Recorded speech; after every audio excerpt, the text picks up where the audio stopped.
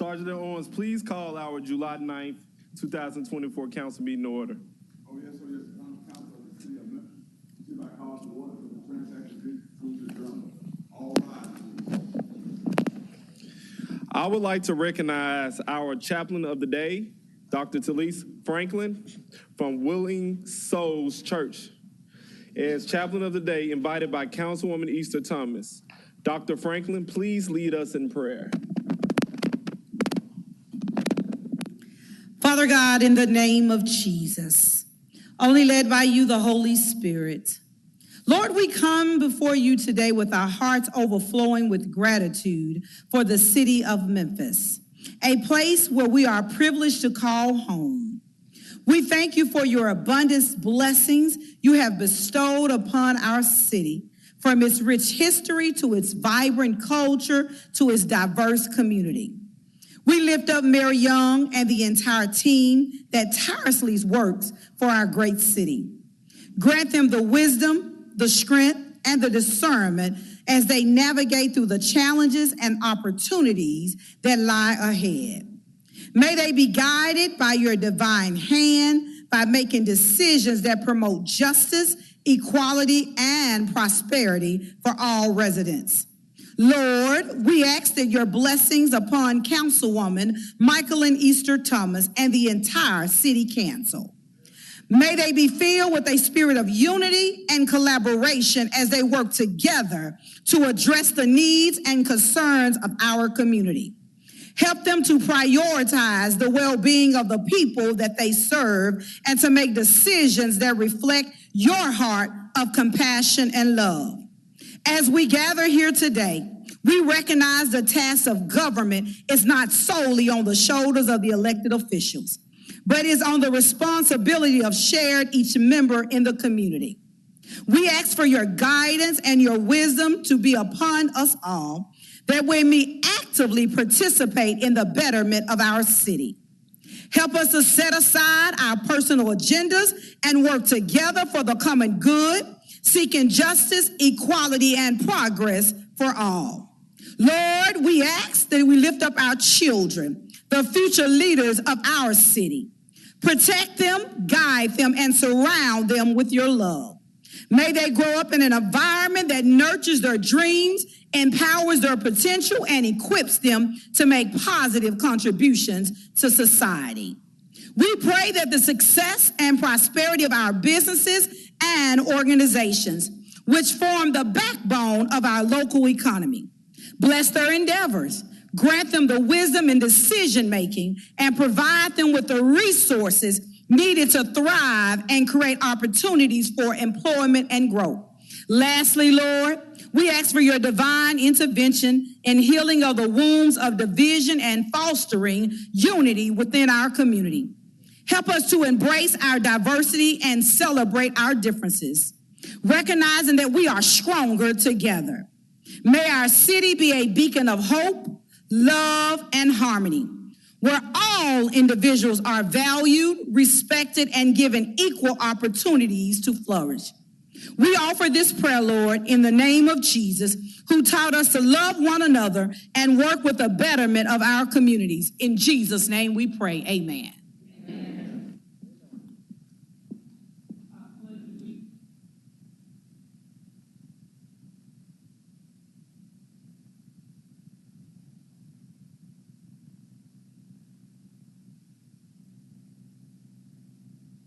Thank you for that beautiful prayer. And I'm going to recognize Councilwoman Dr. Easter Thomas. You're recognized, Councilwoman. Thank you, Chair. Thank you so much, Dr. Talisa Franklin, for coming. Colleagues, you may know Dr. Franklin is one of the ministers at Willing Souls Church in the historic Douglas community in the lovely District 7. But also, Dr. Franklin is a minister all over our Memphis community, from the Juneteenth festivals to what she does in our neighborhoods. We're just so lucky. And the billboards, as they so lucky to have you. And the billboards, if you see them, right? Talisa loves you is what they say. But here to read the resolution for Chaplain of the Day. Be it hereby known that Dr. Talisa Franklin, in recognition of a life of exemplary qualities, outstanding service to the city, meritorious involvement in humanitarian affairs, and demonstrated concern for governmental process, has been appointed Chaplain of the Day for the Memphis City Council, and is hereby entitled to all of the honors, rights, privileges, and prerogatives appertaining to the office and to the display of this certificate. Given under this seal, this 9th day of July, 2024, J.B. Smiley Jr. Chairman, presented by Dr. Michael Neeser Thomas, member of the Memphis City Council. Thank you for being here with us today. Thank you, love. Thank you. I'll give him a picture.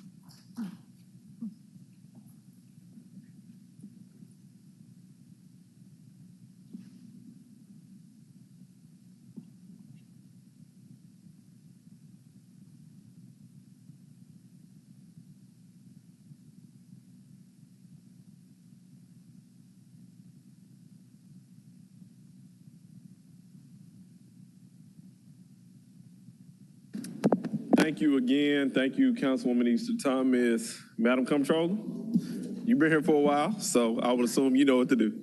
Thank you, Mr. Chairman. Council members Canali, Carlisle, Cooper Sutton, Easter Thomas, Ford, Green, Logan, Spinoza, Swearingen Washington, Present.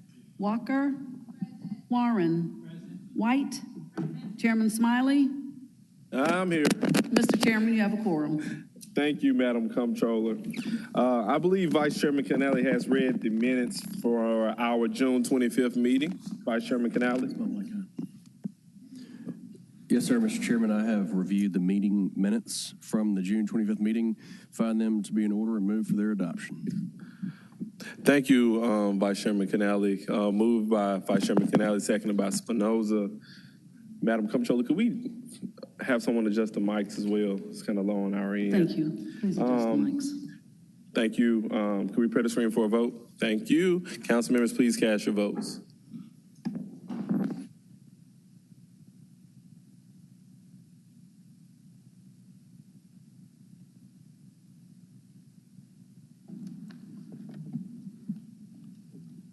Canali, yes. Cooper Sutton, yes. Easter Thomas, yes. Ford, yes. Logan, yes. Spinoza, yes. Swearingen Washington, yes. Walker, yes. White, yes. Warren, yes. Please show Councilmember Green as voting yes. Chairman Smiley, yes. Thank you. This item passed. Welcome to the July 9th, 2024 regular meeting of the Memphis City Council. Meetings of the council shall be conducted in an orderly manner to ensure the public has the full opportunity to be heard and the deliberate process of the council is retained at all times. The Sergeant at Arms, Cedric, wave your hand so they know who you are. Cedric has the meeting agendas available up front as well as comment request cards for members of the public wishing to be heard on a specific item. All those wishing to speak on an item must turn in their comment card to the Sergeant at Arms before the item is called. If you are not here to speak on a specific item, you can note your request to give general comment at the end of the meeting. As chair, I will only recognize citizens of the city of Memphis that properly registered to speak by submitting a completed comment request card to the Sergeant at Arms. Members of the audience and persons addressing the council will not be permitted to engage in gossip, make defamatory, personal, slanderous, or profane comments, or use abusive or vulgar language. The chairperson of the council may maintain order by giving any persons who are in violation of the stated rules of decorum a warning to cease any violative conduct, in order to leave the council chambers, or by giving an order for the security personnel, Cedric, to remove any disruptive person in the council's chambers who refuses to leave voluntarily. These rules are posted at the doors as you enter the chamber and as you pick up the comment cards. I would like to take a brief moment to recognize the City of Memphis Urban Fellows. The Urban Fellows programs offers local college students and recent graduates the chance to intern with the City of Memphis government. The program allows interns to engage in projects in areas that align with their interests across different divisions. The summer 2024 Urban Fellows intern in the following divisions, including City Attorney, Communications, Office of Community Affairs, Office of Intergovernmental Relations, Engineering, Finance, Human Resources, Library, Memphis Parks, MPD, and Public Works. With the Urban Fellows, please stand. Let's give these amazing young people a round of applause.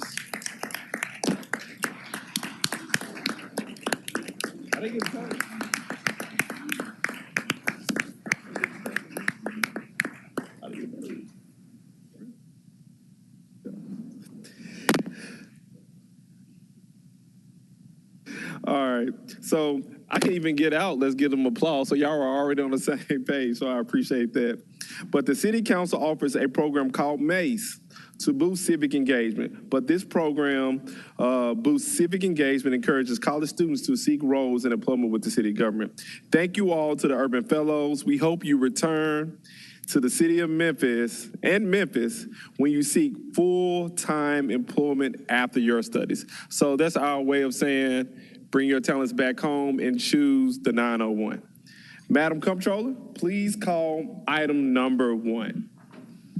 Thank you, Mr. Chairman. Item number 1 is a resolution commemorating June as Memphis Pride Month. This resolution is sponsored by Councilwoman Green. Councilwoman Green, I was debating if I wanted to recognize you, but since you're such a great councilwoman, Councilwoman Green, you are recognized. Thank you, Chair. I appreciate that. I'm going to start by reading the resolution, and I have already apologized to the people I have here with me today for us being a little late, but we did put all of these sort of congratulatory resolutions on pause during budget season. This says, whereas on occasion the Memphis City Council has seen fit to commemorate occasions that raise awareness about an issue that significantly impacts the community, Pride Month is one such occasion that is worthy of recognition. Whereas the Memphis City Council is committed to promoting equality, inclusion, and acceptance for all citizens, regardless of sexual orientation or gender identity. And whereas June is celebrated as Pride Month across the nation, commemorating the Stonewall riots of June 1969, which were a pivotal event in the fight for LGBTQ+ rights and equality. Whereas Pride Month is an opportunity to recognize the significant contributions and achievements of the LGBTQ+ community in Memphis and beyond. And whereas the city of Memphis has a diverse and vibrant LGBTQ+ community that enriches the cultural, social, and economic life of our city. Whereas the Memphis City Council honors and celebrates the LGBTQ+ community and acknowledges their ongoing struggle for equal rights and supports their efforts to achieve equality and justice for all. Whereas the Memphis City Council reaffirms its commitment to protecting the civil rights of all citizens and fostering community where everyone can live with dignity and respect. Now and therefore, be it resolved, the Memphis City Council that June is hereby recognized as Pride Month in the city of Memphis. I have with me today some special guests and friends of mine. They are part of a group called Friends of George's. Friends of George's puts on drag shows, and they're a pretty good time, if I do say so myself. But what's really significant about Friends of George's is two things. These shows that they put on raise hundreds of thousands of dollars for other groups in our community. I know when I worked at the Community Legal Center, they helped us. They've helped my Friends at Choices and many, many other groups. But this group also stood up for all of our rights to free speech in recent history. There was a landmark case that struck down a drag ban, and I just want to read the first two sentences of the ruling from the district court. It says, freedom of speech is not just about speech. It is also about the right to debate fellow citizens on self-government, to discover the truths in the marketplace of ideas, to express one's identity, and to realize self-fulfillment in a free society. Because of Friends of George's, we are all more free. And so I would like to take this moment to let one of them speak on our behalf and just say thank you for all that you've done for our community. Hi, thank you for having us. I'm Michael Winter. I also go by Goldie D. Collins. And I hope that this adds a little bit of slight brevity here, but I asked if I could come here dressed as Goldie, but I didn't want to be too much of a distraction for you. I am a 7-foot-tall, wonderfully beautiful comedic drag queen here in Memphis, and I have several of my friends here with me.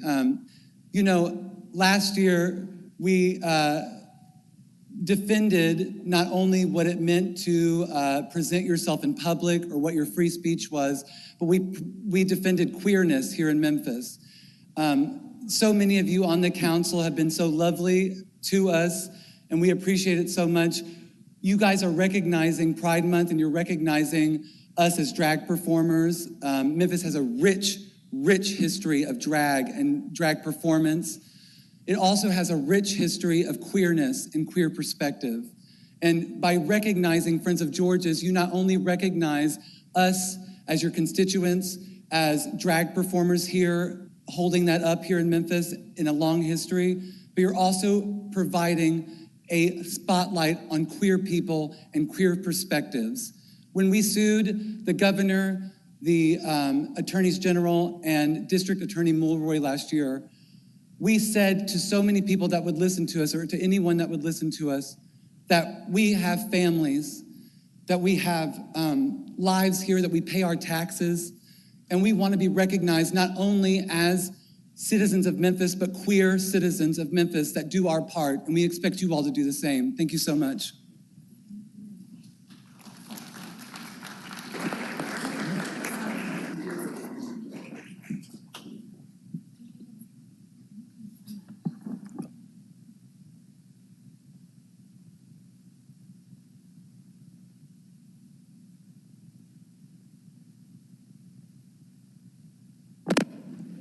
Councilwoman Green, there's something you forgot to do, Councilwoman Green. So move. Moved by Councilwoman Green, seconded by Councilman Warren. Madam, there we go. Acclamation, sir. Thank you. Madam, this item passes. Madam Comptroller, could you please call item number 2? Item number 2 is a resolution approving an honorary street name change on Front Street between Poplar Avenue and Beale Street for Judge Bernice Bowie Donald, District 7, Super District 8. This resolution is sponsored by Councilwoman Swearingen Washington. Councilwoman Swearingen Washington, you're recognized. What an honor. What a trailblazer. What a role model right here in the city of Memphis.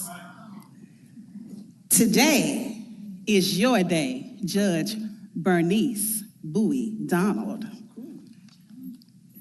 Whereas on occasion, the Memphis City Council has seen fit to honor citizens who have enriched the community, and the Honorable Bernice Bowie Donald, a historian figure who has brought honor and accolades to the city of Memphis, the state of Tennessee, and to the United States of America as a pioneering leader in the judiciary, is certainly worthy of recognition and honor. Whereas Judge Bernice Bowie Donald made history when she was elected to the Shelby County General Sessions Court, Division 9, in August 1982, becoming the first African-American female judge in the history of Tennessee. Come on up closer. She exemplified fairness, impartiality, dignity, and respect for all who appeared in the court. In 1988, she was appointed to the U.S. Bankruptcy Court, Western District of Tennessee, where she became the first woman in Tennessee's history to serve as a bankruptcy judge, and the first African-American woman in the history of the United States to serve as a bankruptcy judge. And whereas in 1995, Judge Donald was nominated to the United States District Court for the Western District of Tennessee by President William Jefferson Clinton and confirmed by the U.S. Senate, becoming the first African-American female federal judge in Tennessee's history. You go, girl. and was also nominated by President Barack Obama to the United States Court of Appeals for the Sixth Circuit, becoming the first African-American woman to serve on that court and the first African-American in Tennessee's history to serve at that level. Lord have mercy. Councilwoman White. Do we need to go back? No. You're right here. Whereas Judge Donald received her law degree from the University of Memphis Cecil C. Humphrey School of Law, where she later served as a member of the Law Alumni Chapter Board of Directors and as an adjunct faculty member. She received a Master of Laws degree from Duke University School of Law and an Honorary Doctor of Laws from Suffolk University. She frequently serves as faculty for the Federal Judicial Center, the Berkeley Judicial Institute, various international judicial programs spanning more than 25 countries, and the National Judicial College, where she currently serves as the Cabelli Distinguished Jurist in Residence for Rule of the Law. Judge Donald's always teaching us. And whereas Judge Donald currently serves on the Board of Directors for the Appellate Judges Education Institute and is a member of the prestigious American Law Institute. In addition, she serves as the chair of the National Bar Association's Judicial Council Education Committee and has received the Judicial Council's President and Chair Awards, along with other special service awards. She has served as president of the National Association of Women Judges and the Association of Women Attorneys, fostering collaboration with other judicial organizations and significantly increasing members and revenues. Whereas Judge Donald, after more than 40 years of distinguished service to the judiciary, joined the preeminent law firm, I didn't know this, of Birch, Porter, Johnson, PLLC in Memphis, Tennessee, as a member, where she provides arbitration, mediation, appellate advisory, moot court, and mock trial services. And whereas Judge Donald is internationally recognized legal scholar who has lectured and trained judges around the world and baby lawyers in the areas of intellectual property, case management, bankruptcy law, judicial ethics, and alternate dispute resolution. Whereas Judge Donald has received over 100 awards for professional, civic, and community activities, including the Pillars of Excellence Award, the Sandra Day O'Connor Award, the Distinguished Alumni Award from the University of Memphis, the Martin Luther King Community Service Award, and the Benjamin Hooks Award presented by the Memphis Bar Foundation. In 2020, the American Bar Association Labor and Employment Law Section successfully petitioned the ABA Board of Governors to create the Judge Bernice, I have a hard time saying her first name, I think I'm gonna get in trouble, Donald Diversity, Equity, and Inclusion Award, with Judge Donald as the inaugural, got your own award, as the inaugural recipient. And whereas Judge Donald has been married to W.L. Dunn Donald for 51 years. Wow.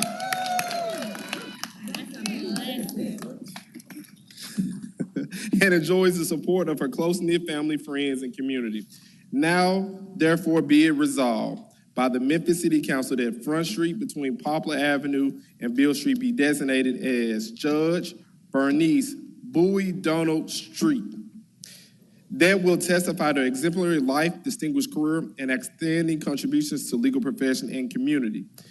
So let me put a caveat here. Originally, this was sponsored by one particular council member. There were so many council members up in roar about someone bringing this without the entire council. I'm not sure if this happened before, at least since I've been here. This honorary street name change is sponsored by the entire Memphis City Council, maybe the second time. So let me finish. Be it further resolved that the city engineer is requested to affix suitable signs designating the public road effective with the passage of this resolution. Given under my hand, on the great seal of Memphis, the entire Memphis City Council, the 9th day of July, 2024. Congratulations. Thank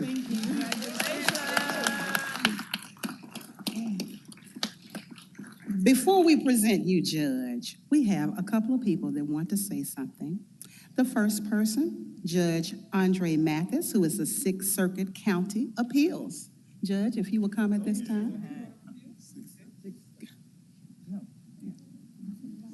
Thank you, Council Member Swearingen Washington, to Chair Smiley and all the council members.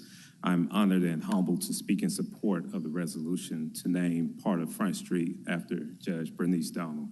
I'm a judge on the U.S. Court of Appeals for the Sixth Circuit because of Judge Bernice Donald. All right. Now, one way there's a simplistic reason for me saying that. There are limited seats on the Sixth Circuit, and Judge Donald had to step down for her seat to become available. But it's much deeper than that. Judge Donald paved the way for me and so many others to join the judiciary. And she did it with grace and humility. I've told the story before of how I met Judge Donald when I was a first-year lawyer. By that time, she was already, as you've heard, she was already a historic figure, and I was already a nobody. But she took the time to go to lunch with me and provide me with great advice. And over the years, she provided me with various opportunities to be able to serve my communities. And there are countless stories like that. Judge Donald has broken down barriers that you've heard to make it possible for people like Ketanji Brown Jackson to become the first Black female Chief Justice on the U.S. Supreme Court. Judge Donald exemplifies Memphis like almost no one else. Memphis, from my perspective, is known for being a charitable city. Judge Donald has given way more than her share to this city, to the state of Tennessee, and to this country. And somehow she found enough inside of her to travel to other countries to help them with their judicial systems. I leave you with this. Judge Donald's motto is, each day is a gift from God, and the service that we render is our gift to God. That being the case, she has overwhelmed God with gifts. And she has been a gift to this city. The least that we can do as a city is reciprocate by naming a street after her. So I'm honored to be able to speak in support of this resolution. Thank you. And if we could hear from Attorney Nathan Biggs, please. Thank you for the privilege of participating. We live in a world where it's common to express a lack of confidence in our fundamental institutions. I can think of nothing more inspirational to fight that cynicism than your actions here today to honor Judge Bernice Bowie Donald. No one among us is more worthy of this honor. For those of us who know her, she inspires us.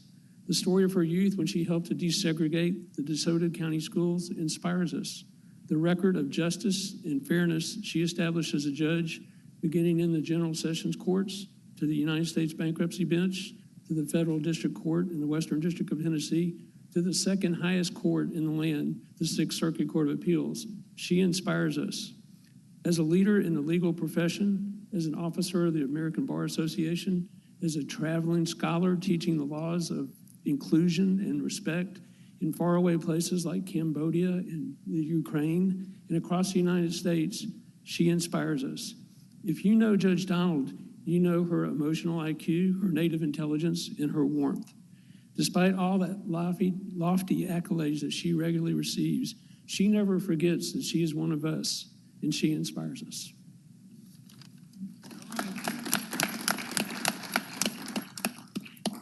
Now, from the words of the trailblazer, we have to hear from you, Judge. Chairman Smiley, Chairman White, pardon me, I'm so sorry. She's my former law clerk. She was one of the people who bullied their way, so we're going to all sponsor this. I want to say to my friend, an incredible woman, Councilwoman Jana Swearingen Washington, thank you so much for your thoughtfulness. Thank you for your sense of history, your sense of inclusion, your sense of recognition, and your sense of honor. I love to hear your voice. Thank you. I want to just start by saying, I know that you have a real agenda to take care of the business of the city this afternoon, and I want to honor that. I want to start Brooke, by sharing a tiny poem with you that goes something like this. Lost yesterday, someplace between sunrise and sunset, 2 golden hours, each set with 60 diamond-studded minutes. No reward is offered, but they are gone forever. And that speaks to the value of time. We all have only so much time.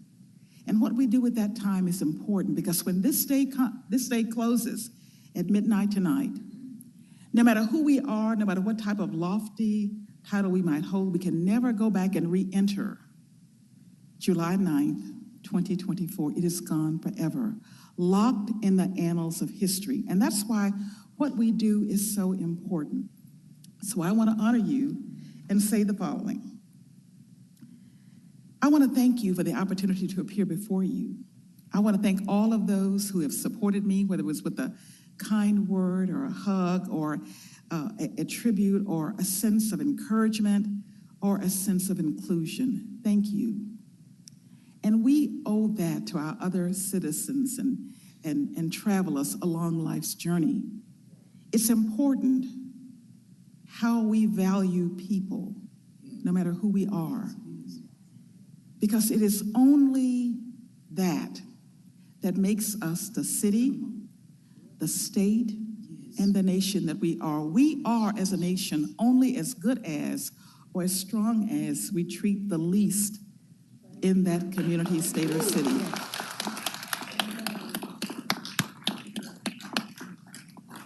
I'm grateful for this honor because Front Street offers a respectful bow to the past and an encouraging glance to the future.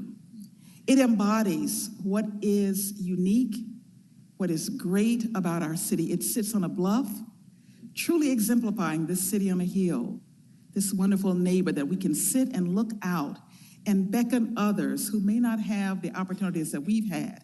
It is a street that is a gateway to all that is good and great about this magnificent city. It is a place where we have culture, entertainment, food, education, justice. All of that is exemplified along this street. And it is exemplified even as it reminds us of our past history and encourages us to go further and to do better. I am pleased today to have this honor bestowed upon me. I know that this city is one of the first, this street is one of the first streets east of the river when this city was founded. It has still the legacies and the stories of the early inhabitants, the Chickasaw Nation. It has the comers.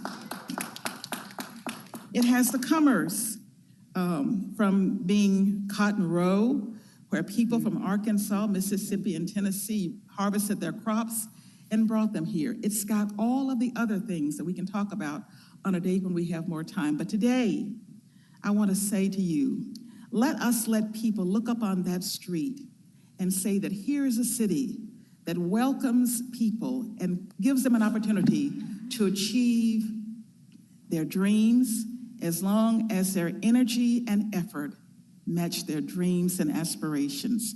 Thank you, Memphis City Council. Let us go and continue to be the city of good abode.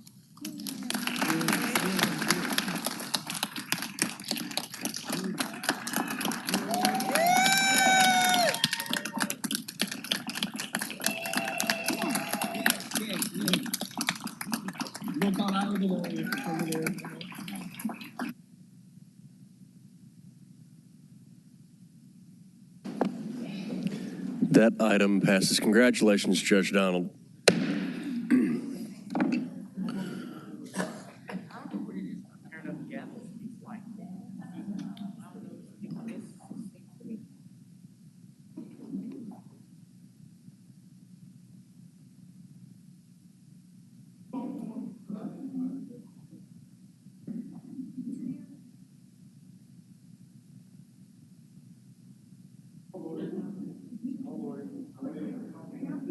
Judges,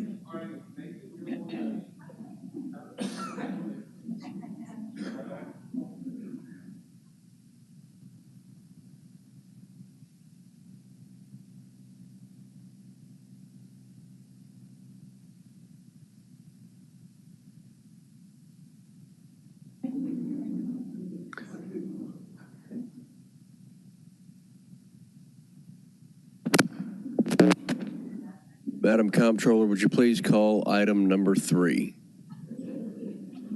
Thank you. Item number 3 is a resolution approving an honorary street name change on Shelby Drive between Mill Branch Road and Airways Boulevard for the late Lawrence and Magnolia Johnson, District 3, Super District 8.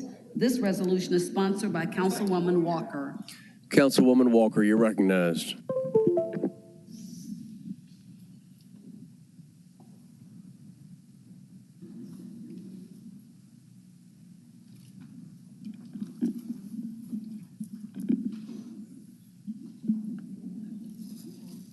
Come on.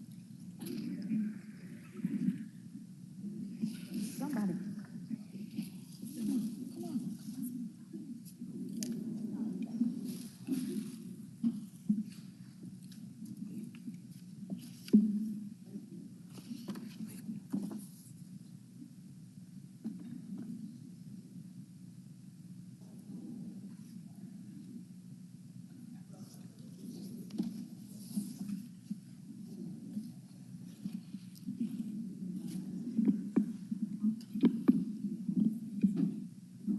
Good afternoon. Here with me today, I have the 3 children of Lawrence and Magnolia Johnson, and I will recognize them from eldest to youngest.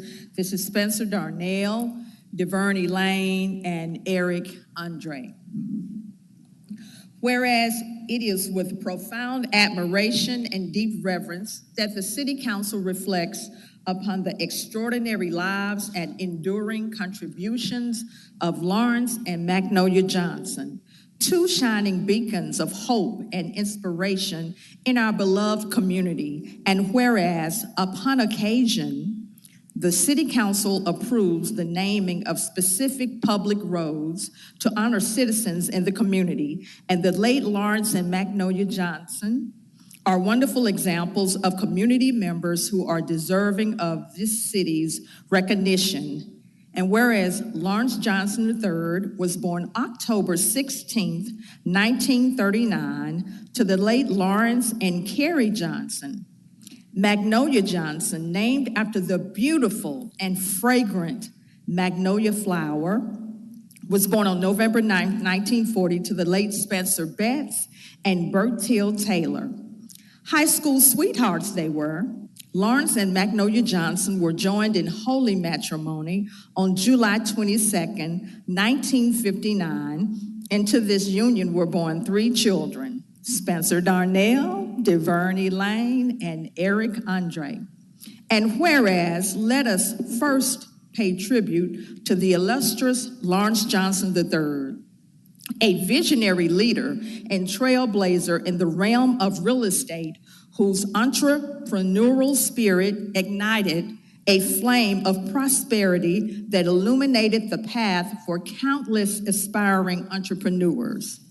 And whereas from humble beginnings, Lawrence Johnson III fearlessly embarked on a journey of excellence, founding Lawrence Johnson Realtors in 1976, a beacon of integrity and unparalleled professionalism in the heart of the Mid-South. And whereas Lawrence Johnson III's unwavering commitment to service and his indomitable spirit of generosity earned him a well-deserved place of honor as the first African-American bestowed with esteemed lifetime membership of the Memphis Area Association of Realtors multi-million-dollar sales club. An achievement, embellishment of his tireless dedication to excellence. And whereas, let us now turn our gaze to the radiant Magnolia Betts Johnson, a gentle yet resolute force of nature whose luminous smile and boundless compassion illuminated the lives of all who had the privilege of crossing her path.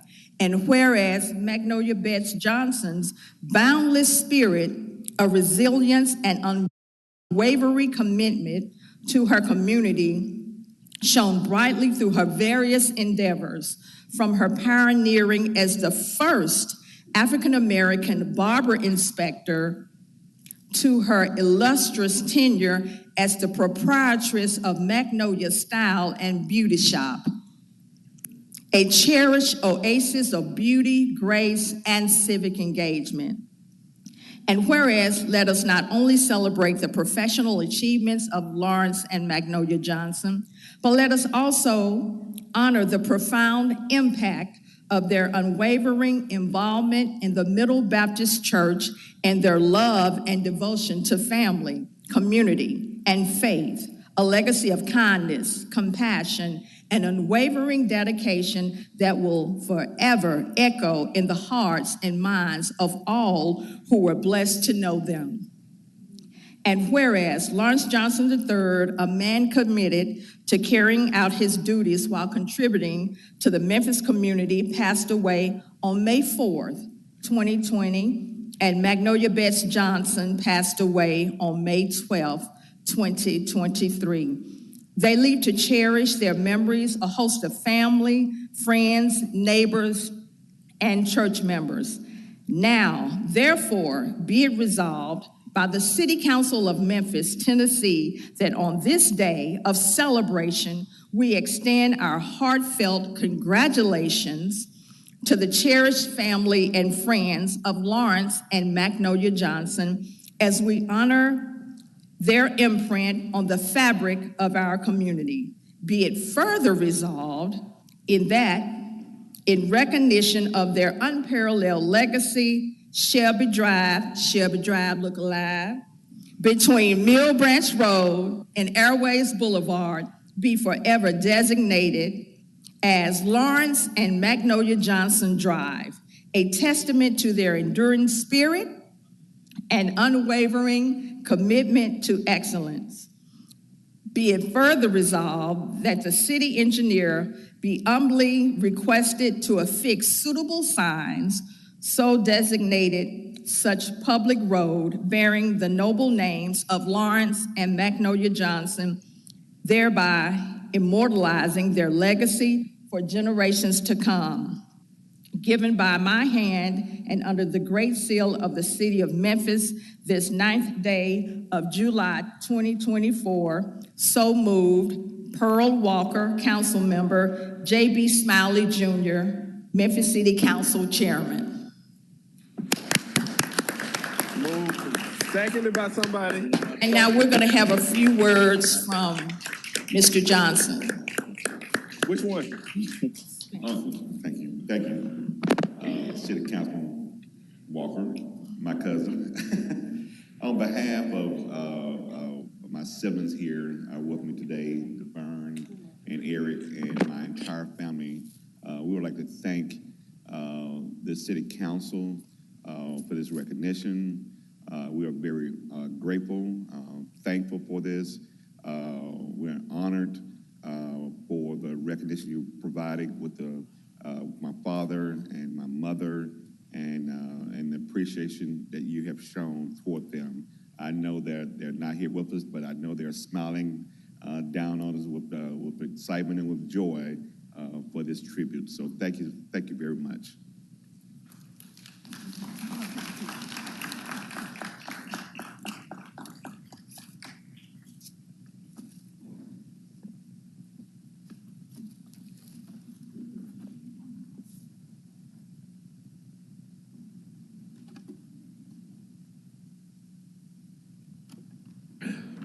Again, congratulations. We know what your family meant to our community. And thank you for bringing it, Councilwoman Walker. Madam, well, did we show that item approved by acclamation? I saw. Okay, thank you. All right, Madam Comptroller. Did we show it moved by acclamation? Yes, sir. Okay, cool. All right, Madam Comptroller, could you call item number 4? Item number 4 is a resolution pursuant to Chapter 9.6 of the Memphis and Shelby County Unified Development Code, approving a special use permit at the subject property located at 391 Western Park Drive. This resolution is sponsored by the Division of Planning and Development. It was held from May 7th. The case number is SUP 23-36. Thank you, Madam Comptroller. Councilman Canale, I know you're eager to be recognized. Thank you, Mr. Chairman. This item was heard in committee and has subsequently been held 5 times. I would like to get a refresher from DPD.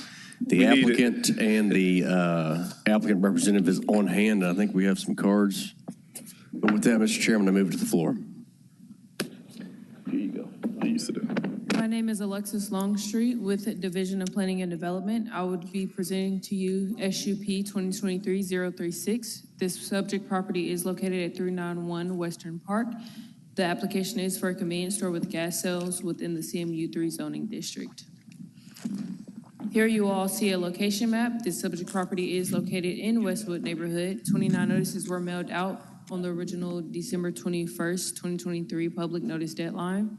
The zoning map, as you can see, this property is located in CMU3 zoning with a commercial land use designation with surrounding like land use designations, as well as some close surrounding mixed uses of residential and as well as institutional land uses.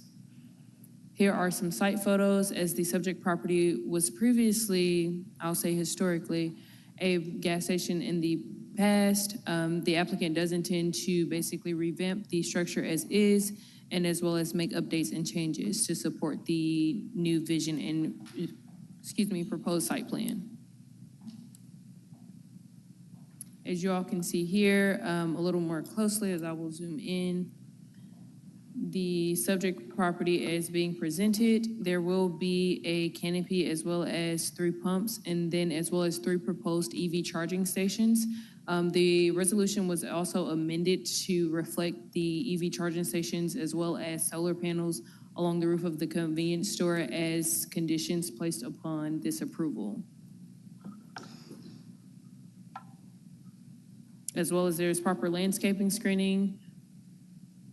This proposal was considered consistent along with the Memphis 3.0 comprehensive planning guidelines. And the conclusions, as noted again, as I mentioned earlier, the property is an existing non-operating fuel station with a convenience store. It isn't located at an intersection that is defined as 2 collectors or greater. The applicant is looking to reinstall 3 fuel pumps, and as well as they are proposing a convenience store. The original approval of this proposal was approved at Land Use Control Board 8-0, and now before City Council again this month.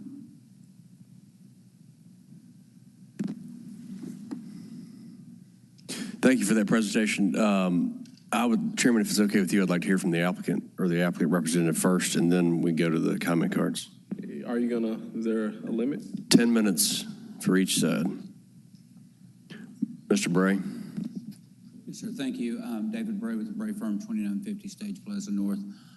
As noted, we've been in this process for a while. That's been at the request of Councilman Ford and additional neighborhood meetings. So we've now had, I believe, 3 neighborhood meetings regarding this project. I think we've got some support from the neighbors, and we've still got some opposition from the neighbors, as to be expected. Sort of going back into the staff report, this is an existing building and canopy. It's operated as a convenience store previously. The applicant who's here with me today wants to reuse that existing building, reuse that existing canopy. That would get a facelift. We would be adding landscaping to it. I believe that's the older site plan that's up there, but we have added the EV chargers, which would make this the only site on that gateway into Memphis with EV chargers at this time. We also added, at the request, I believe, of Dr. Warren, the solar panels on the roof, which will help with the energy footprint of this location. Hard to tell on that site plan. There's an additional drive apron that's closer to the intersection that would be eliminated with these revisions. It would be brought up to the current standards of the UDC. That's reflected in the conditions. as I said, the owner is here. I'm happy to answer any questions council members have.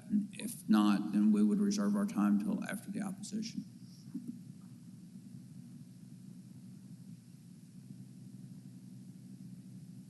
Thank you, Mr. Bray. Let her call the comment cards.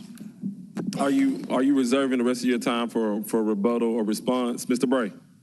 Are you reserving the rest of your time for a response or rebuttal? Yes. Okay. Yes. All right, we now have 6 cards. We have 10 minutes that we're going to put up. So they will come in this order. Patrick Harrington, Mrs. Hughes, Ruth Banks, Tara Miller, Kashawn Pearson, and last, Kimberly Pearson. If you'll put 10 minutes on the clock. All right, we'll start with Patrick Harrington Sr. Please give your name, your address for the record. Address is 4210 Tonawanda Street, Memphis, Tennessee, 38109. First of all, it's an honor to speak to you all. Thank you for giving us your listening ear and taking the opportunity to hear our voice. Due to scheduling conflicts, Pastor Melvin Watkins is unable to make it. He asked me to stand in for him and represent the voice of Westwood. I am, as before, Pastor Patrick Harrington Sr. I'm alumni of Westwood High School, graduated in 1991. I live on the street called Tonawanda, which is 2 streets behind the old Southwest Twin movie theater. The interesting fact about that is that I actually live in the house that I grew up in. My mom and my dad passed it down to me, and I'm passing it down to my children, which has allowed me the opportunity to be a participant in generational wealth by way of home ownership. We actually had a documentation that we took a survey, and I think this documentation actually represents what my parents did, which is taking the opportunity today to not only have a positive effect on the people of the community, but also have a positive effect on the posterity of the community. So what I want to do is express what the documentation states from the survey. In no particular order, this is what we, the voice of Westwood, has said we wanted to do to move our community from surviving to thriving. I'm going to name just a few what I call big rocks. These are the things that are most important, necessary, and needful for the community, and this all came from this survey. One was helping existing small businesses by improving the aesthetics of the building they occupy, as well as curb appeal. The other is a new grocery store, and the other is a new locally owned dine-in restaurant. And I just want to say, take an example to give you why a grocery store is one of the things that is necessary for the community. When we place a grocery store in Westwood, like a Whole Food or a Trader Joe or a farmer's market, something of that nature, that would gain the access and the attention of other business. We're going to have to stop you because we have some people left, and you're going to take up all the time. Okay, stop now? Yes, please. Yes, ma'am. Mrs. Hughes, if you'll come. Did you stop the clock? Okay. If you would like to give your time, Ms. Hughes, you can. Okay, all right, go ahead. I'm Ola Hughes, President of Westwood Neighborhood Association, and here we are again, standing in unity in opposition to the special use permit to open the gas/convenience stores in our community, located at 391 Western Park. It is our understanding that there are 2 additional special permit requests, 4283 and 4471 South 3rd. We are asking you, City Council, to vote no on these requests. There are 7 gas stations located within the 2-mile radius, and that will make 3 more will make it 10. 3 more will make it 10 within a 3-mile radius. I have in my hand here a petition that was signed by 545 residents of the community, stating that we do not want this in our community. 545 petition signees that have signed this petition. So we're asking you, City Council, to vote no on this proposal for a special use permit. I thank you. Thank you. We'll now have Ruth Banks. My apologies, you all. Y'all don't know the rules. I blame myself. If you are in agreement with what's being said, we're gonna do thumbs up. If you disagree with what's being said, we're gonna do thumbs down.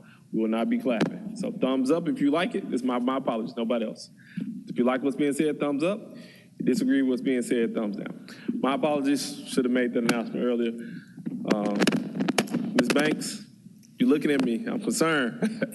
Nah, go ahead. Ms. Banks, your address for the record, please. Ruth Rawlin Banks, 1224 Whippoorwill Cove, Memphis, Tennessee 38109. I've been living in the Westwood community for 50 years, and I just want to piggyback on what Patrick Harrington was speaking about, the things that we want to see in our community. And that was the new housing, a restaurant, and better housing, better living conditions. But I'm here because of things that are plaguing our city is poverty. I am the chairman and CEO of Feed the Needy and the executive director of Helping Hand Community Outreach that is located at 4323 South 3rd Street. According to the University of Memphis fact sheet, poverty rate in Memphis is 21%. The overall rate in the state of Tennessee is 13.8. So what we want in our community is to try to make our community look like Elvis Presley Boulevard. We're asking the entire city council if you will work with Councilman Ford, Councilor Yolanda Sutton Cooper, to help us bring business to our community so that we can have a hand up and not a hand out. That's all we want to do is make our community look better than what it is. Thank you. Thank you. If we can please now have Ms. Tara Miller. Okay, you want to yield your time? Okay. Keyshawn Pearson. Keyshawn.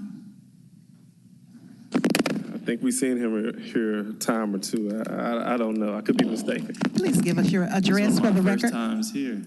But I do want to start by saying thank you. Your address for the record, please. Keyshawn Pearson, 1110 Star Line, 38109. Thank you so much.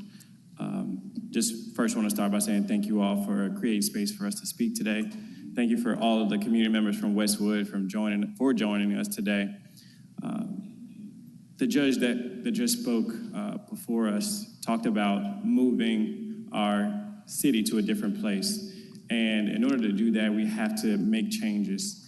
Change does not look like refurbishing an old gas station. Change looks a lot different than that. Volvo, GM, and the city of Los Angeles have something in common. They all have determined that gas stations are unprofitable by 2035, and they all will cease to continue to push forward any more gas stations. Our hope is that the city of Memphis moves in that direction because what gas stations have represented, especially those on 3rd Street, as you know, the past 4 months we've had 2 murders at different gas stations. And so that's not what we want to perpetuate. We need a better public transit system, we need clean energy, and we need investment that looks more like what our community is asking for. Thank you. Thank you. Kimberly Owens Pearson. If you'll please state your address for the record. 1110 Star Line, 38109. Thank you. All right, I'm here again, unfortunately. Today is my 30th wedding anniversary, and I had to put it on pause to come here to speak on this again. I beg you, I beg you not to pass another gas station. 3rd Street is turning into a salvage yard, motels, and gas stations. And we are tired. We would like the man who's proposing and speaking on behalf of this person bringing another gas station said that they want to use an existing building. The gas pumps are gone. That means they have to put them back in there. Then he said, we're gonna add landscape. It's like telling me you're gonna feed me poison and then give me a makeup review. Who cares? You're killing us with gas stations, toxic facilities, and we're moving to EVs. Y'all mentioned EVs as a thumbs up. However, right now, that's wonderful, but you don't even make much money from gas stations. You're making money from selling food and selling other things that people in the community like to smoke and do. So it's not about the gas. Be honest. And so the existing building, true, you can use the existing building, the glass, the frame, and you can have it as a restaurant. You can have seating outside. You can have something where the community can come and enjoy it. We have dilapidated plazas. We have dilapidated buildings. You have not offered to buy any of those, but you want to put more gas. You're surrounding us with gas stations. And I wonder why, because you don't live there. My brother died from environmental health conditions that they couldn't name. You don't live here, and stop surrounding us and killing us. Next, the solar panels. Very good, everybody. Solar panels, okay. What's under the solar panels? Gas. What? That's a darn paradox. What? Stop fixing up, killing us. And I'm tired. I ride down 3rd Street every single day. But then you go in other neighborhoods. I was on National and Summer.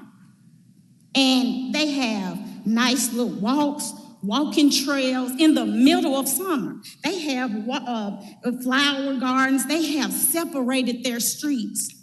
Why can't we have people who are bringing innovative things to our community? Enough is enough. I'm tired of to enjoy a lake or to enjoy somewhere nice, I got to drive 35, 45 minutes. It can be on 3rd Street. If they can fix up Elvis Presley, they can fix up 3rd Street. I don't know how much time I got. 26, very good. Technically, you're over, but, give us the closing remarks and benediction. Vote no. How about that? Just vote no and tell these people to go in their neighborhood and do it and inhale it. I appreciate it. Thank you. Vice Chairman Canale. Thank you, Councilwoman. Mr. Bray. Thank you. These are a lot of the issues that we've discussed before in our neighborhood meetings. Councilman Ford's been at those meetings and heard a lot of this discussion. We'd love to see a grocery store there. If you look at the site plan, the site's not big enough for a grocery store. We can't put a grocery store there.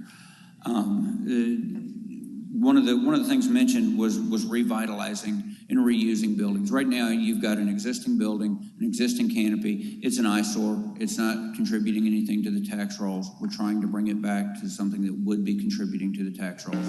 We are trying to bring it up to the development standards of the current UDC. This would allow us to do this to address one issue that was mentioned. Yes, the previous tanks and pumps are gone. They're not there. That's part of the TDEC requirements when a gas station gets closed. We would be installing new tanks and pumps. But the rest of the infrastructure that is there, we would be attempting to reuse. And the applicant does not want to get up here and speak. He's a little shy, but he owns another store in the area, and we presented at one of the previous neighborhood meetings support from the customers that did want to see this redone as a gas station, and that was over 100 signatures. So again, happy to answer any questions that you guys have. All right, come on. Thank you, Mr. Bray. Mr. Chairman, I turn it back over to you. Thank you for your comments. Thank you for the constituents who showed up. Thank you, Mr. Bray, for being present and always professional. I'm gonna offer some remarks, and then I'm gonna open up the floor to some of the council members who want to speak. Although I understand, the concern of the community, I understand, what the developer would like to see. I guess speaking specifically to the developer, you can't really force a community to accept something they don't want. I understand that, the community doesn't have any purview over who comes and who chooses to invest in a particular community. But, I think at some point, we have to get to the point where we give deference to what the community wants.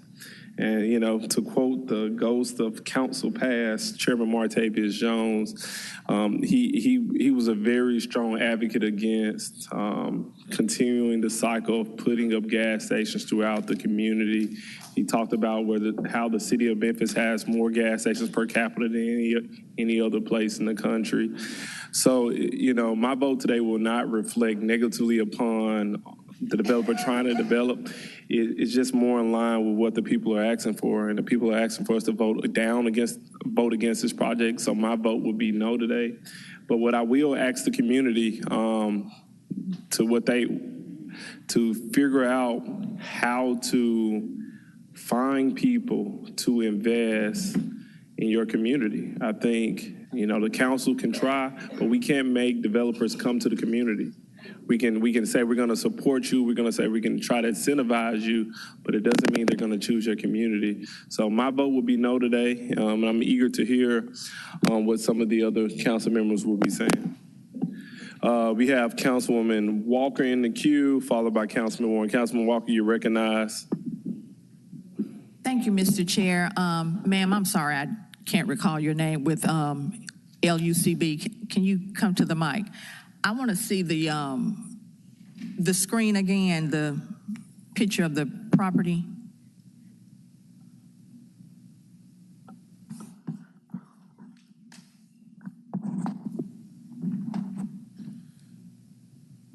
Okay, the blue building.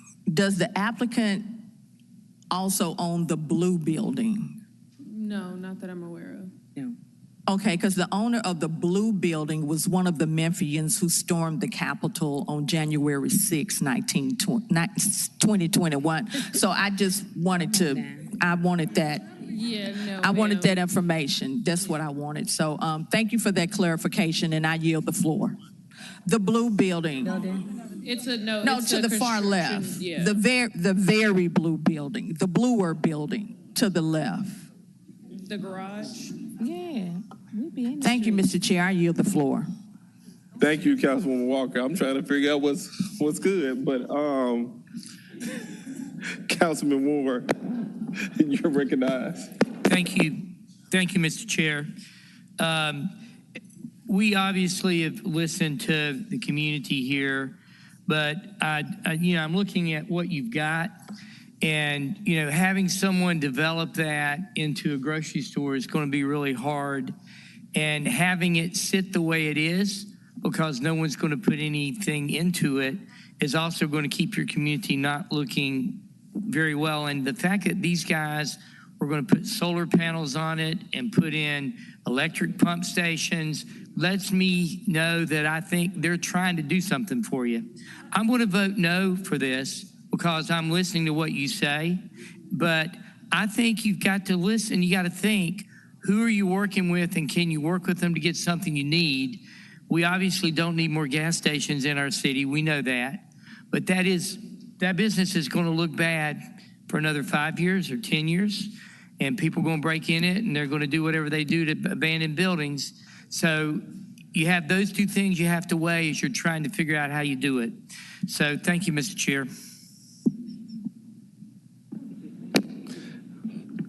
Councilwoman Cooper Sutton, you're recognized. I see the frustration on your face. Thank you, Chair. I really hate that my colleague just disencouraged you all like that. There are several programs out there, and I ask to you all to go think about, to reimagine what you want your community to look like. And I am working on something, and Councilman Ford and I will be working on something together, because you all want your community to look as beautiful as anyone else's. And so I want to keep you all encouraged. Not another 5 to 10 years, that building will not look like that. Understood? Okay. There are a lot of programs out there, and we will give you the resources. It's hard because what I found out about our communities, we don't have enough knowledge on the resources and what's out there. And so that's why you have your council people here to help bring those things to you and to help you reimagine what you want your community to look like. I yield the floor, Chairman.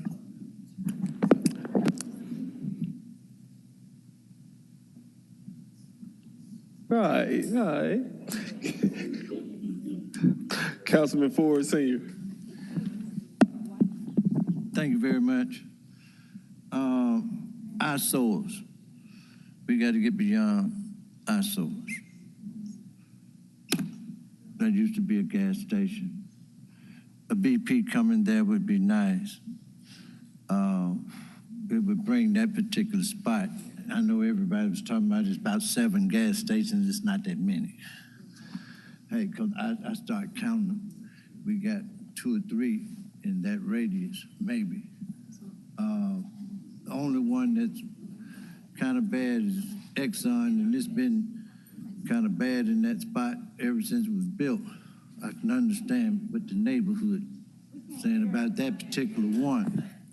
The Exxon, that's the station at Horn Lake and 3rd. Other than that, when you get to Western Park, that used to be the service station. That used to be a BP. On down, when you get to almost Ford Road, that used to be, well, that was what they're trying to build. And y'all looking at that spot also, okay, as a service station. Now, I'd like for y'all to get with the neighborhood. They need a grocery store because the grocery store is closed.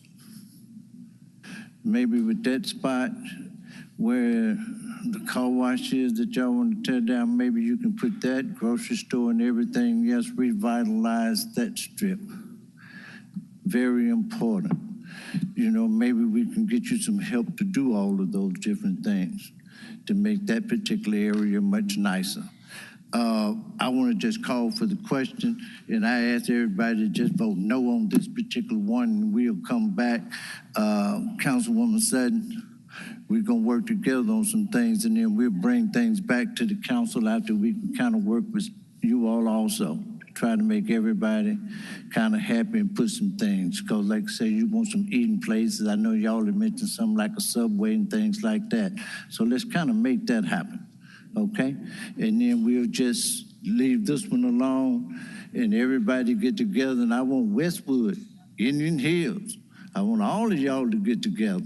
And then let's come up with some idea where everybody can kind of be happy, if you don't mind. Okay?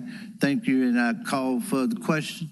So thank you, Councilman Ford. Councilman Ford has called for the question, but before you call for the question, there were 2 council members in the queue. Okay. Councilwoman White, and then Councilwoman Walker, and then we're going to take a vote. No one else entering the queue.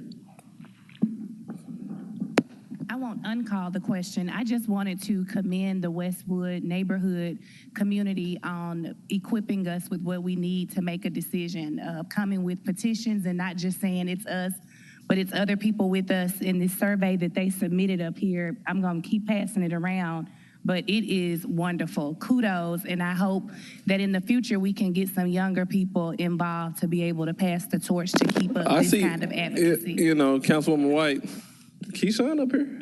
Miss Miller here? Yeah, but I mean. Okay, you know, I just want to shout them out. But no, we appreciate you always. But I was just saying great work. It really is refreshing to get this kind of information. Thank you. All right, thank you, Councilwoman. Can we get well, one of the staff members is going to come get it from you. Thank you. Thank you, Councilwoman White. Councilwoman Walker, you're in the queue. Yes, thank you, Mr. Chair. I just want to encourage the community members to stay positive and be encouraged, because like you all are saying you want 3rd Street to look like Elvis Presley. It wasn't that long ago that we were saying we wanted Elvis Presley to look like Goodman Road or Popular Avenue. It wasn't that long ago. So be encouraged, stay positive, and I'm looking forward to great things happening on 3rd Street for you all. I yield the floor. Thank you, Councilwoman Walker. As I always say, I think government works best when we have active participation from the community. And usually when we have issues like this, the community gets the last say when they continue and consistently pull up. So keep pulling up on us.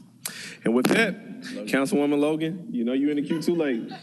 Hate to act like I didn't see it, but the way that I hit this X button, Madam Comptroller, could you please prepare the screen?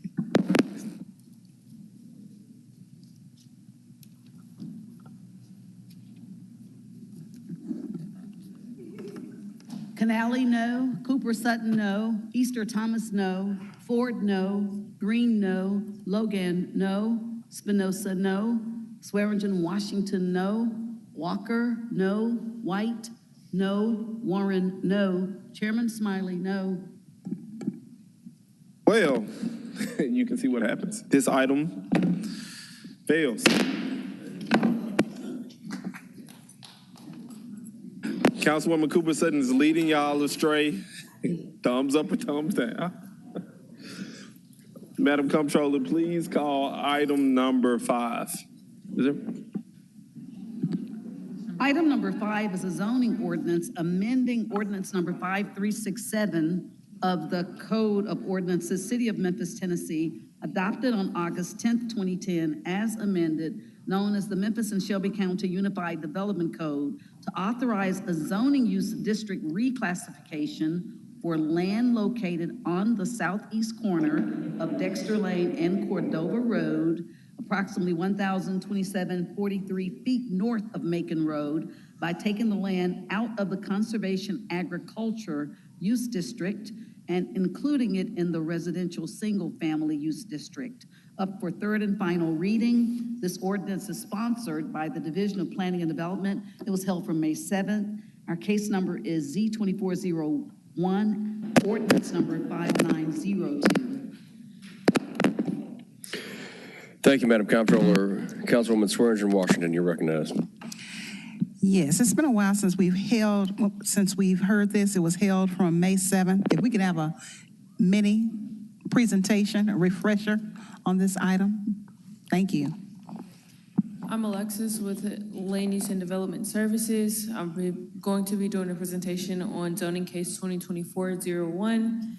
This subject property is located at the corner of Dexter Lane and Cordova Road, to be taken out of the Conservation Agriculture zoning district and placed into the R6 zoning district. This case is corresponding with a subdivision case, which is a proposal for 16 single-family residential lots. No commercial fire.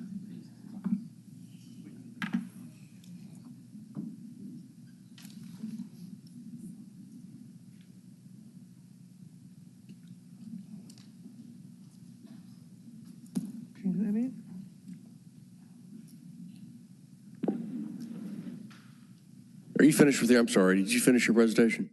No. Yes. It hadn't started. All right. Would you like for me to represent? Okay. I'm Alexis Longstreet, presenting on zoning case 2024-001. This subject property is located at the corner of Dexter Lane and Cordova Road, to be taken out of the Conservation Agriculture zoning district and included in the R6, which is the residential single family 6. This case is corresponding with a subdivision case of 16 single family residential lots within this area. That concludes my mini presentation. Thank you for your presentation. Do we have any, is the applicant or the applicant's representative here to speak on this item? Yes.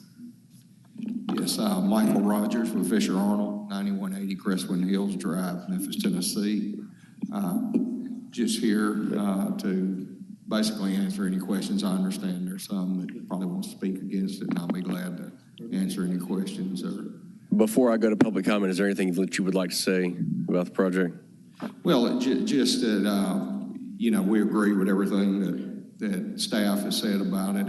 It's consistent with the surrounding uses, and just would be taking a vacant property and developing it, as she said, the 16 lots that matches what's pretty much around it in terms of density. Okay, thank you, sir. Diane McCullough. Name and address for the record, please, ma'am. My name is Diane McCullough, and I live at 8518 Farley Avenue in the Old Cordova area. I would like to start by thanking all Memphis City Council members for the work you do here in this city. I realize you're just coming out of the budget meeting, so thank you so much for taking your time to hear out our concerns. I've emailed several of you individually, so please, if you've not had a chance to read those emails, please do so. We respectfully request no rezoning approval or further development in Old Cordova until after a traffic study is done and the existing extreme traffic overload is addressed. There's no recent study of traffic in Old Cordova, and Justin Carter, PE, Traffic Engineering Department with the City of Memphis, informed me that no traffic study is planned at this time. Justin Carter said he hopes it could possibly happen fall of 2024, but there's no guarantee because they are very short-staffed. Keep in mind that this is part of your approval criteria for this rezoning. According to 9.5.7B5, it states the following, that you must provide there must be the availability of adequate police services, fire services, school, road, park, wastewater treatment, water supply, and stormwater drainage facilities for the proposed rezoning. We respectfully request no rezoning approval and further development in the Old Cordova area until after Memphis 3.0 Cordova District workshops take place, which are tentatively scheduled for May 22nd, June 5th, and July 8th, 2025. I have already made contact with the city and asked for more information about these workshops. Memphis 3.0 states that the community is to be involved, and we ask for the opportunity to do so. We respectfully request no rezoning approval and further development in the Old Cordova. Ms. McCullough, if you could wrap it up, please. Your time has expired. It never started. I have 10 minutes. No, you have 2 minutes. 2? Mm-hmm. I'm sorry, I was told 10. No, 2 minutes. So if you could wrap up your comments, you can go ahead and finish. Okay.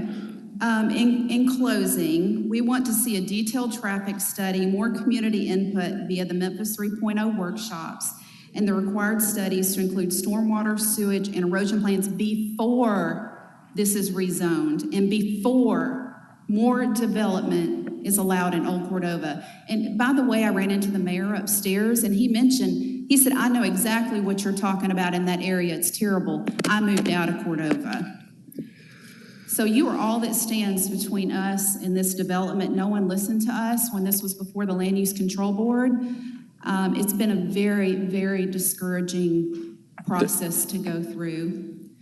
So I ask for you to vote no on this rezoning until some of these studies can be done, particularly the traffic.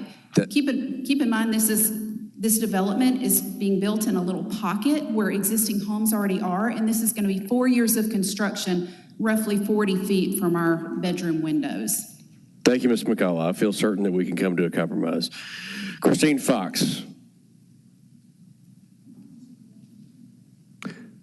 Name and address for the record, please. Christine Fox, 244 North McNeil Street, 38112. So I think I'm probably the reason that this got held, because as part of my job as a community organizer from Memphis Community Against Pollution, we look at y'all's agendas. So I just noticed that there wasn't any paperwork with this when it was coming to y'all for its hearing, coming from the Land Use Control Board, and I thought, that's weird. And looked into it some more, and then saw that the community meeting was held at the office of Gill Development, and Mr. Gill is on the Land Use Control Control Board. So I thought that, kind of presented a conflict of interest. But at any rate, I got in touch with Ms. McCullough, and I agree with everything she said, that, y'all should hold this until there is a traffic study completed, and that, y'all are sometimes all that stands between some of these people in these communities in Memphis just being railroaded, being sold out for profit, for corporate profit, and, we deserve better than that. So anyway, I just would encourage you to vote no on this till a traffic study is done. Thank you. Thank you, Ms. Fox. Colleagues, we have 2 members in the queue. Councilwoman Green, you're recognized. Thank you, Chair.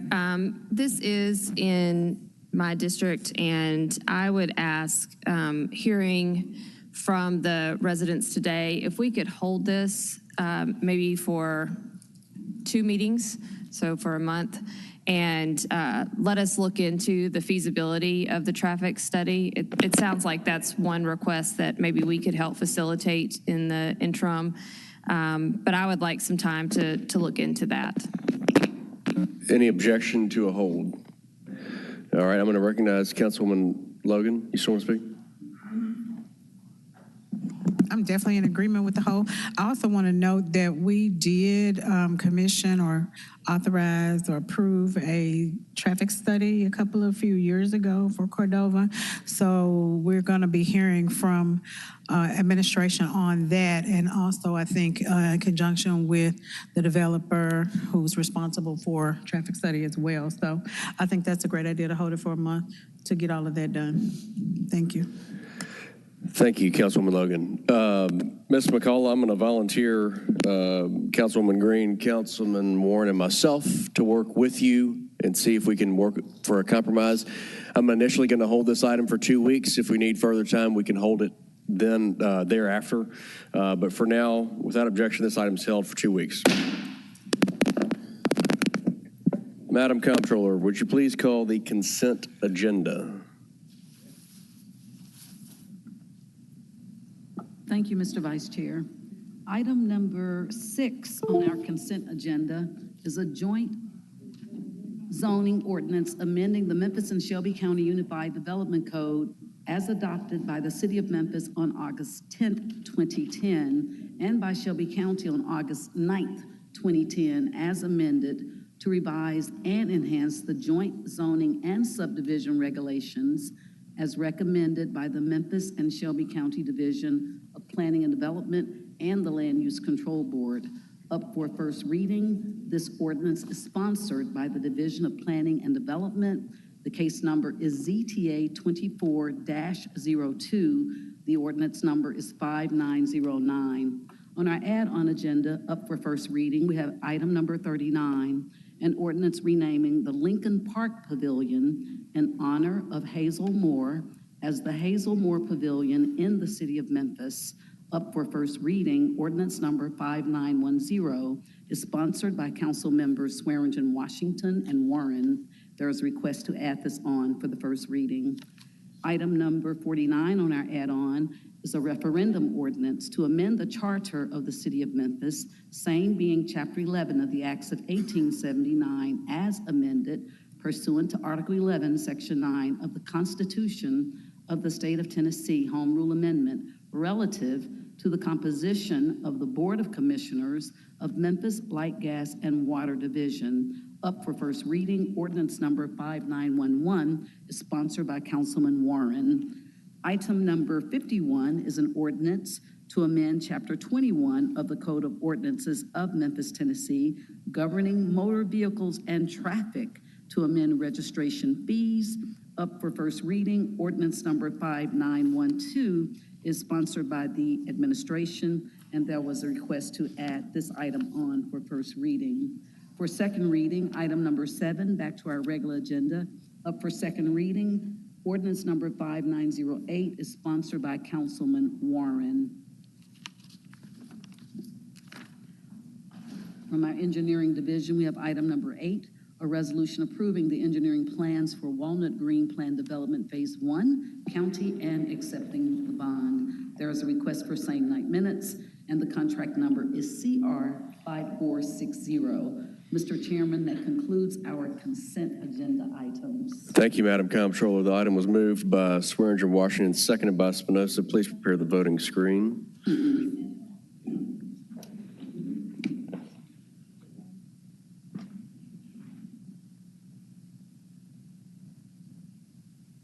Ready.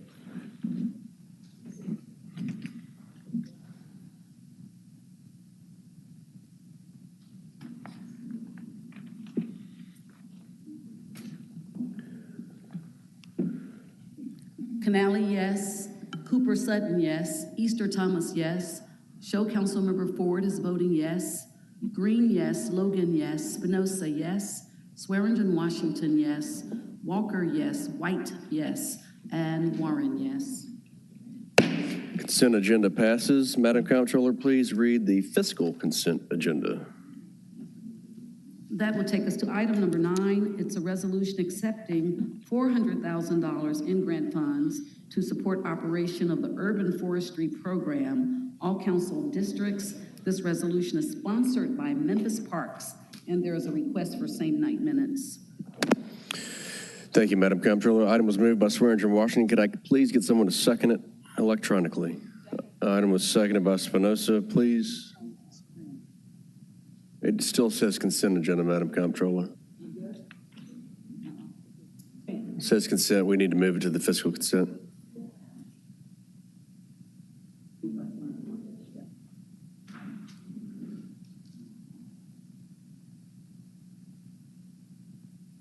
It still says, is that a problem?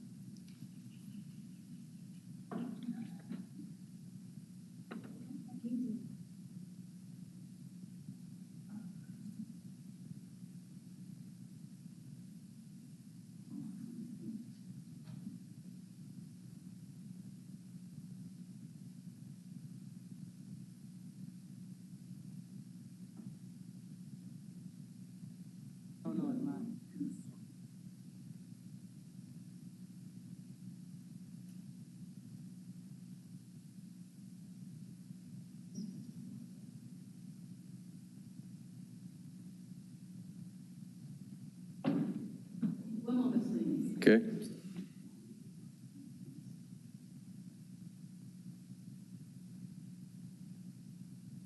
Tony, clear? No.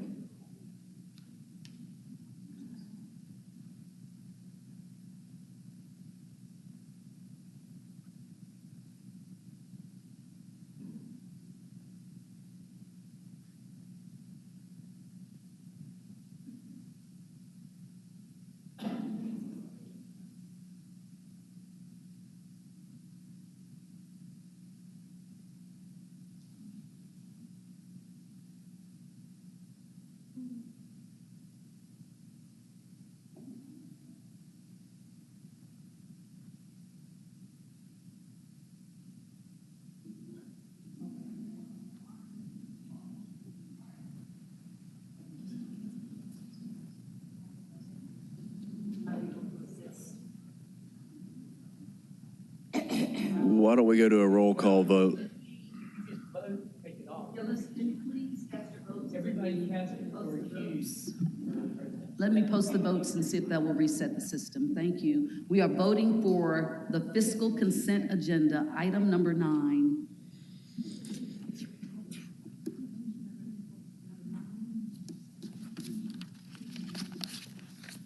I say that right? That's correct. And it was for the urban forestry, accepting $400,000 in grant money. Canali, yes. Cooper Sutton, yes. Easter Thomas, yes. Ford, yes. Green, yes. Logan, yes. Spinoza, yes. Swearingen, Washington, yes. Walker, yes. White, yes. Warren, yes. Now it's, you want to revote? Okay, we got it recorded properly. We have your votes recorded for item number 9. Is it going to get stuck on the fiscal consent?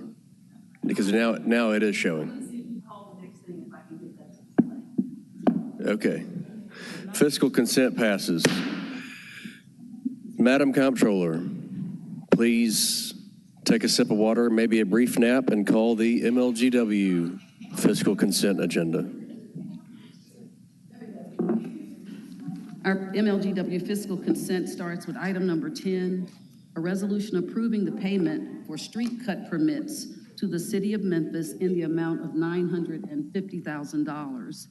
Item number 11 is a resolution approving change number 1 to contract number 12519, Citrix license and support subscription with Logicalis Inc. to ratify, renew, and change the contract in the funded amount of $137,134.03.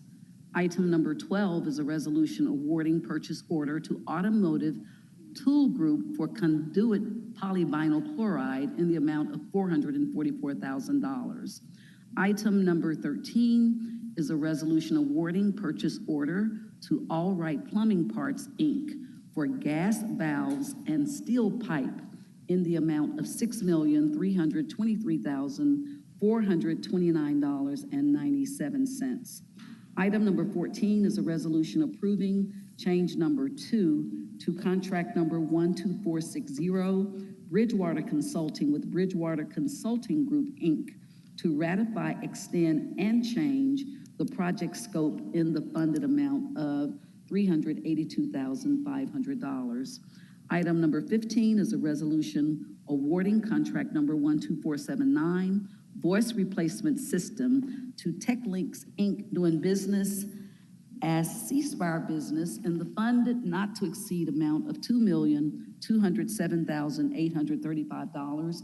There is a request for same night minutes. This item was held from June 25th. Item number 16 is a resolution awarding a purchase order to Southern States LLC for substation capacitor switches in the amount of $608,400. There is a request for same night minutes. This was held from June 25th. Item number 17 is a resolution approving change number 3 to contract number 12174, Waste Management Services with Trade B Environmental Services, LLC, to renew the current contract in the funded amount of $150,000. And there is a request for same night minutes. This was held from June 25th. Item number 18 is a resolution ratifying the emergency award of contract number 12481 for 11 kV transmission pipeline repair to InfraSource Construction, LLC, in the funded not to exceed amount of $550,000. There is a request for same night minutes, and this was held from June 25th. Item number 19 is a resolution awarding change number 1 to contract number 12387 with Burns and McDonnell Engineering Company, Incorporated, to ratify and renew the current contract in the funded not to exceed amount of $165,000. There is a request for same night minutes, and this was also held from June 25th.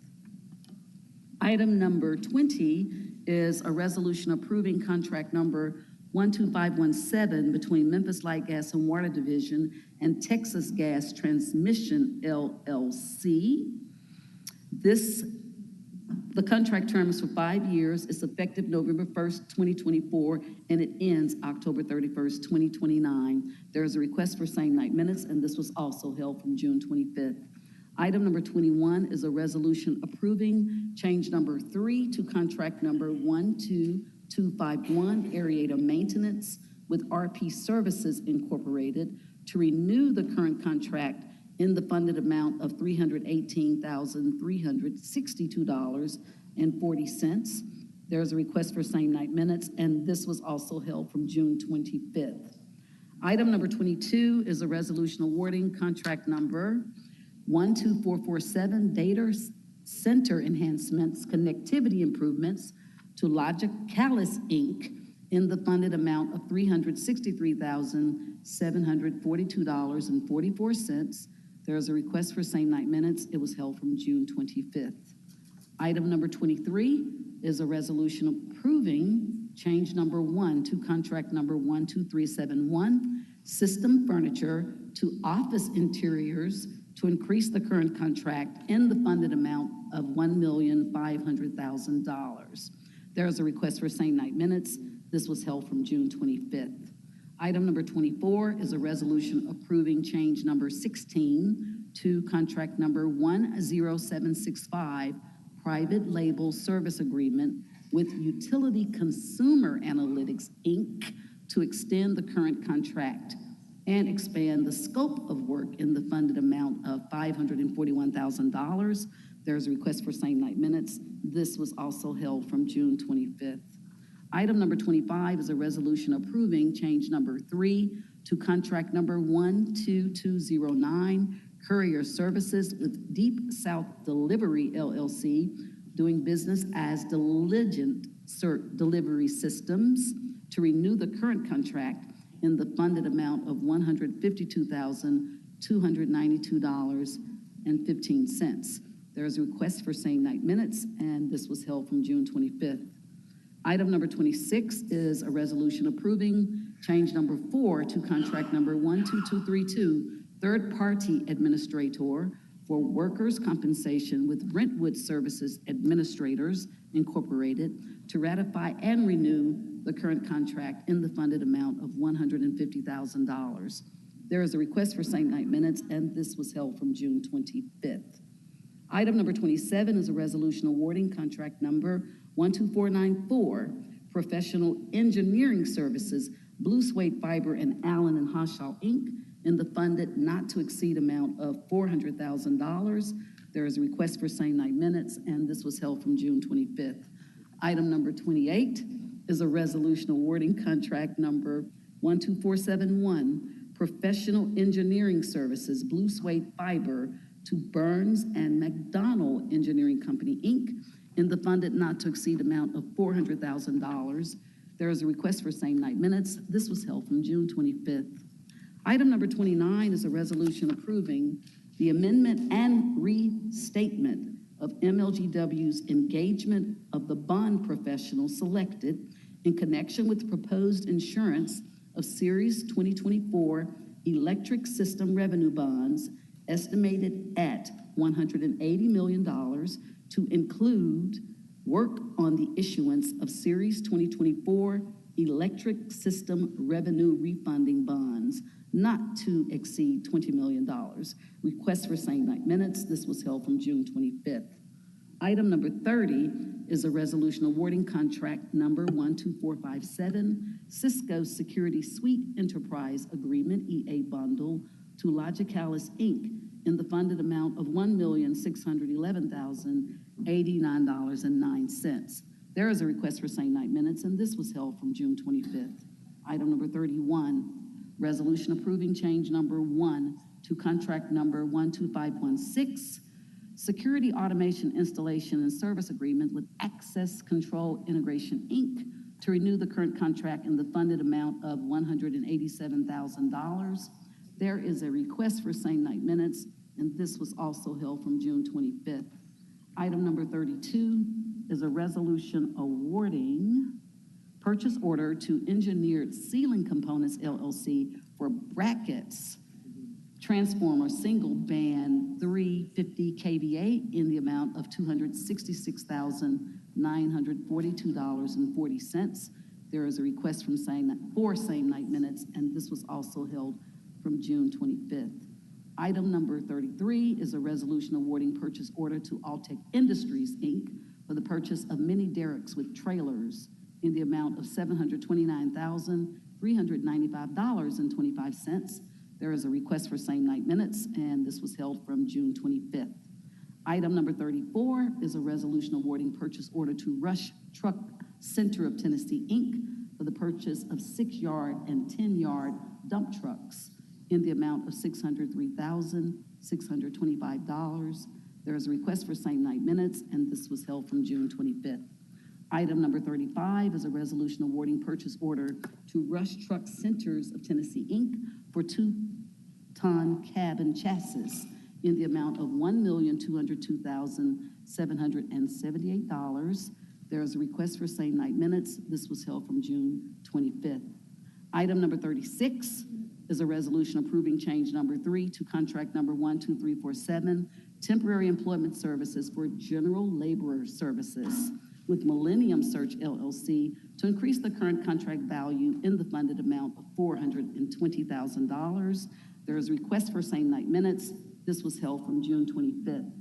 Item number 37 is a resolution approving change number 5 to contract number 12348, temporary employment services with Skilled Craftsman Technical, solicited under contract number 12294 with Resource Management Group to increase the current contract value in the funded amount of $800,000.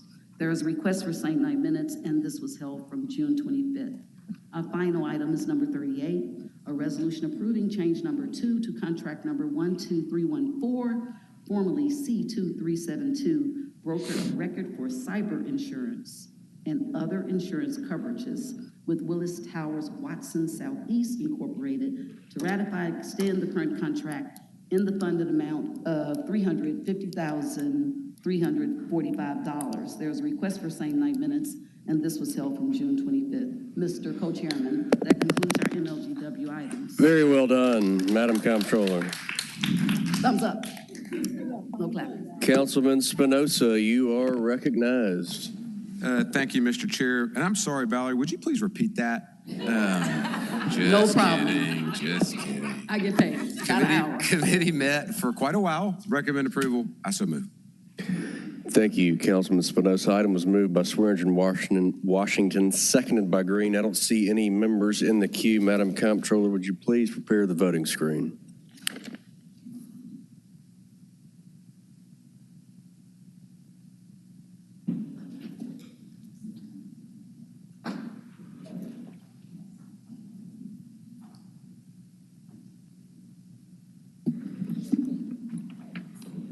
Canali, yes. Cooper Sutton, yes. Easter Thomas, yes. Ford, yes. Green, yes. Logan, yes. Spinoza, yes. Swearingen Washington, yes. Walker, yes. White, yes. Warren, yes. The MLGW fiscal consent agenda passes. Madam Comptroller, would you please call item number 40? Do I have enough add-ons? Item number 40 is a resolution to allocate, appropriate, and transfer $1,316,000 of compounded interest with Accelerate Memphis bonds to fund cost overruns for projects associated with Accelerate Memphis. Districts 2, 3, 4, 6, and 7, Super Districts 8 and 9. This resolution is sponsored by the administration. There is a request for same-night minutes. Thank you, Madam Comptroller. Councilman Dr. Warren, you're recognized. Thank you, Mr. Chair. The committee met recommended approval, and I so move. Item was moved by Warren, seconded by Spinoza. I don't see any members wishing to speak. Madam Comptroller, please prepare the voting screen for item 40.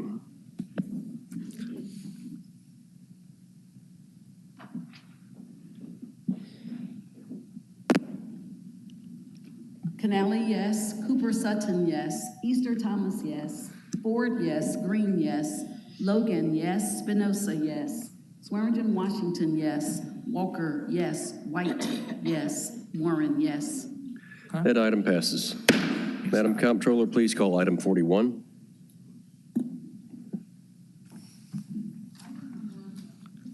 Item number 41 is a resolution to allocate, appropriate, and transfer $1,500,000 of FY '24 CIP funds to PK 03007 for contract construction in AE for repairs to the Bellevue Tennis Center, District 4, Super District 8. This resolution is sponsored by the administration, and there is a request for same-night minutes. Councilman Warren, you're recognized. Thank you, Mr. Chair. Committee met, recommended approval, and I so move. Item was moved by Warren, seconded by Swearingen and Washington. I don't see any members wishing to speak. Madam Comptroller, please prepare the voting screen.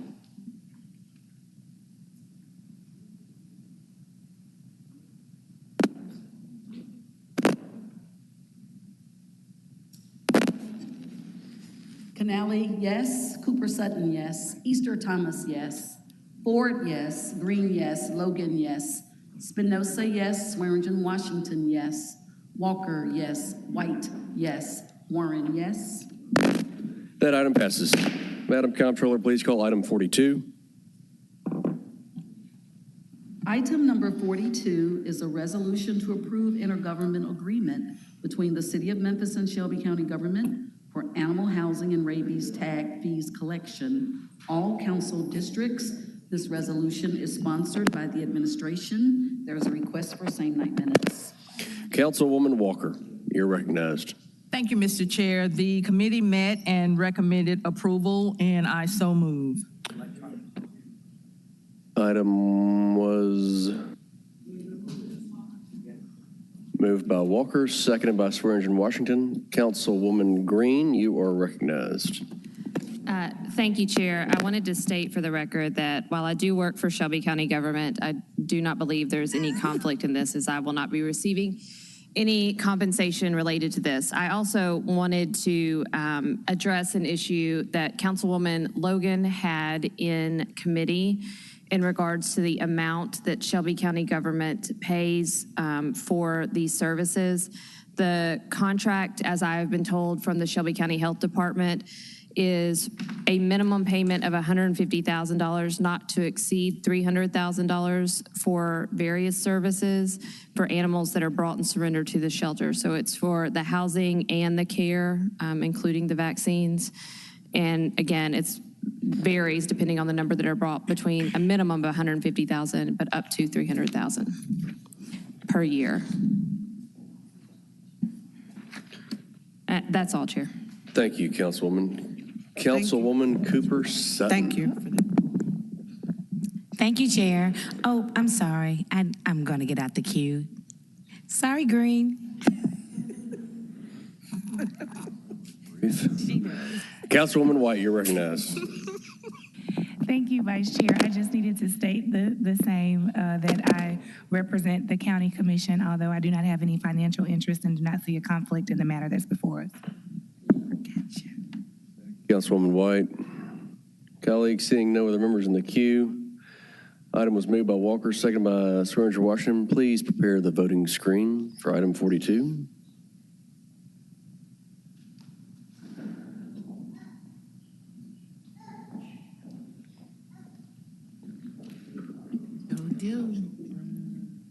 Got some candy? Canale, yes. Cooper Sutton, yes. Easter Thomas, yes.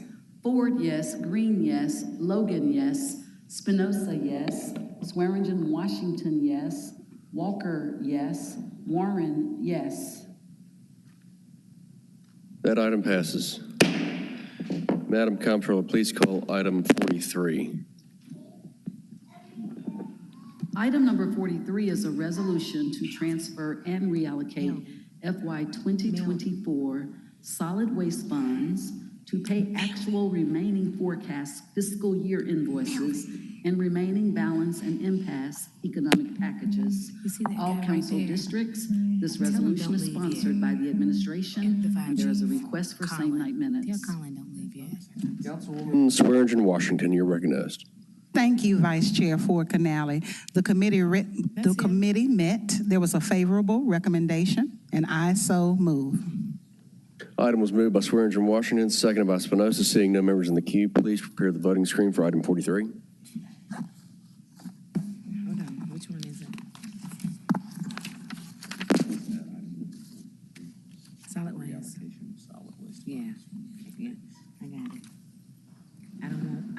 Canali, yes. Cooper Sutton, yes. Easter Thomas, yes. Ford, yes. Green, yes. Logan, yes. Spinoza, yes. Swearingen, Washington, yes. Walker, yes. White, yes. Warren, yes. That item passes. Madam Comptroller, please call item 44. Item number 44.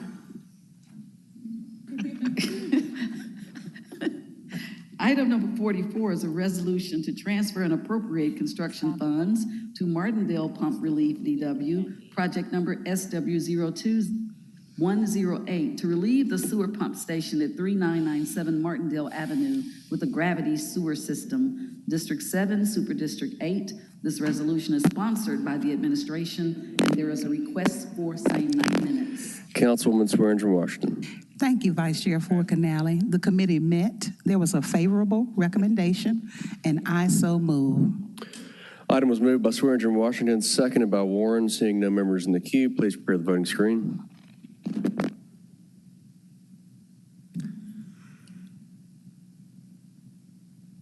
Where they at there? Canali, yes. Cooper Sutton, yes. Easter Thomas, yes. Ford, yes. Green, yes. Logan, yes. Spinoza, yes. Swearingen, Washington, yes. Walker, yes. White, yes. And Warren, yes. That item passes. Madam Comptroller, please call item 45. Item number 45 is a resolution to accept 2024 Reducing Diesel Emissions for a Healthier Tennessee funds from the Tennessee Department of Environment and Conservation in the amount of $140,000 to be used for partial funding for the purchase of 2 ambulances with idle mitigation systems. All council districts. This resolution is sponsored by the administration, and there is a request for same night minutes. Councilwoman White, you're recognized.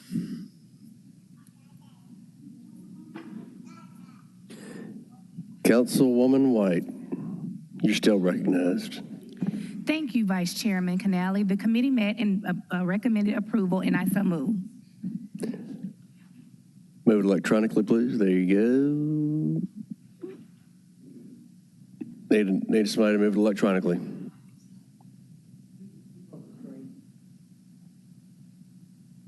All right, good enough. Item was moved by Walker, seconded by Warren. Seeing no members in the queue, please prepare the voting screen for 45.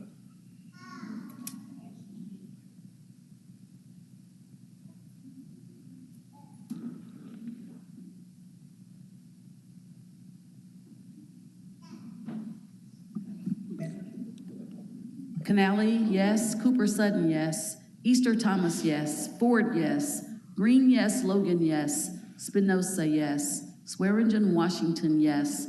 Walker, yes. White, yes. Warren, yes. That item passes. Madam Comptroller, please call item 46.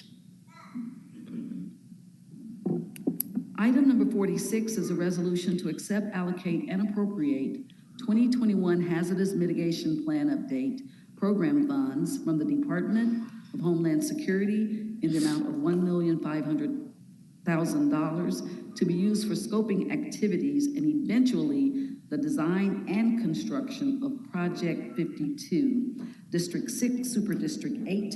This resolution is sponsored by the administration. There is a request for same night minutes. Councilwoman White. The committee met and recommended approval, and I so move, and I'm moving. Thank you. Item was moved by White, seconded by Warren. Seeing no members in the queue, please prepare the voting screen for item 46.